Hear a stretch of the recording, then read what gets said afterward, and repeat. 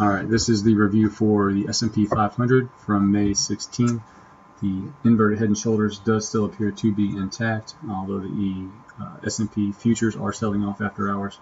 Still not an overall bad setup, still very bullish on the chart in my opinion. Trades that I took on the open here, nothing on the gap and go type of setup, and just wasn't for me there, wasn't feeling it. Wanted to see a pullback, came into my level and gave a green break over a wick on a red candle. It tells me that any kind of extra buying right there is going to force the shorts to have to cover and add to any kind of bullishness that was at this level. Not much follow through there. As you can see, I got in 240 calls and got out a little bit below. Even though the price of the stock was higher, the options repricing got me a little bit, so nothing huge there.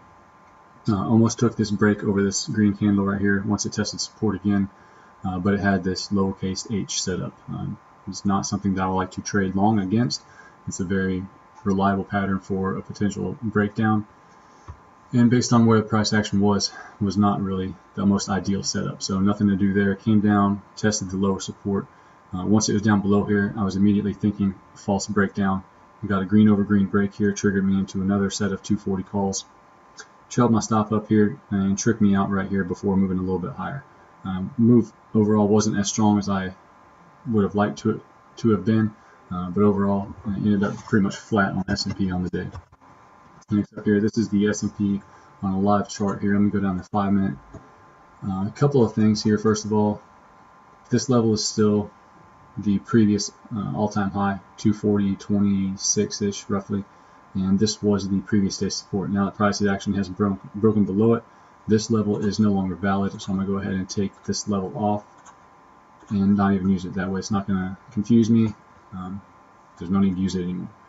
Now when price action starts to give me this kind of setup and doesn't make much sense just at a glance, go ahead and move out to a higher time frame until it starts to look like something that I can make heads or tails of. 15 minutes still choppy. Okay, 30 minute. You can see on the longer time frame here, nice strong move up. You had, move up, pull back, move up, pull back, move up, consolidation.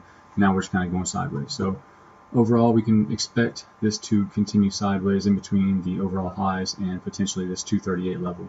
The interesting thing about 238 level is this 21-day exponential moving average here, which I already have some notes at. It's going to be my initial level that I'm watching here for potential support entry with a stop loss just below it. A couple of reasons for that is one, the 21 period exponential.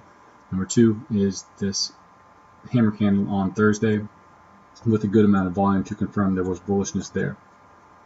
Now I'm assuming, and sometimes you have to make assumptions, I'm assuming that there are still going to be buyers at or around this level. In addition, you have this gap here that has held the initial day, 1, 2, 3, 4 days, and basically a 5th day on that tall hammer candle there. So I'm assuming this is still going to hold its support. As long as I don't see any huge dark pool prints that are moving down, should still be good to go. Now, speaking of dark pools, there was another roughly 4 million shares reported, about 240.20 roughly today. So that may be people trying to short versus the highs, and depending on how many were shorting or how big of that trade was actually getting out of the position would determine if this is actually bearish. Now, before it can be bearish, I would like to see a lower high, and since we've already made a higher high, it's not very likely to happen anytime soon, because now that we've made a high, we'd have to have a first lower low, which in the short term would need to be below 238. Longer term, it'd have to be way down here below 231. So overall, this chart is still very bullish, and in my opinion, that 248 price target I mentioned yesterday is still valid. So my initial entry, or my initial setup here, I'm going to be watching around 238.40 for support. And the second area, I'm going to be looking at the 50-day simple moving average. Still looks a little far away as far as being 236.50, but it still would be healthy for it to come down and test there. As you can see, the last time it tested, it put in a double bottom here, which by itself has its own measured move. Basically, from here to here, you add it to above here. Now, we had a strong double bottom, carry us up to where we're at, and it looks like we're still moving higher. Just a little bit more consolidation, a little choppiness, maybe going to shake out some weak hands.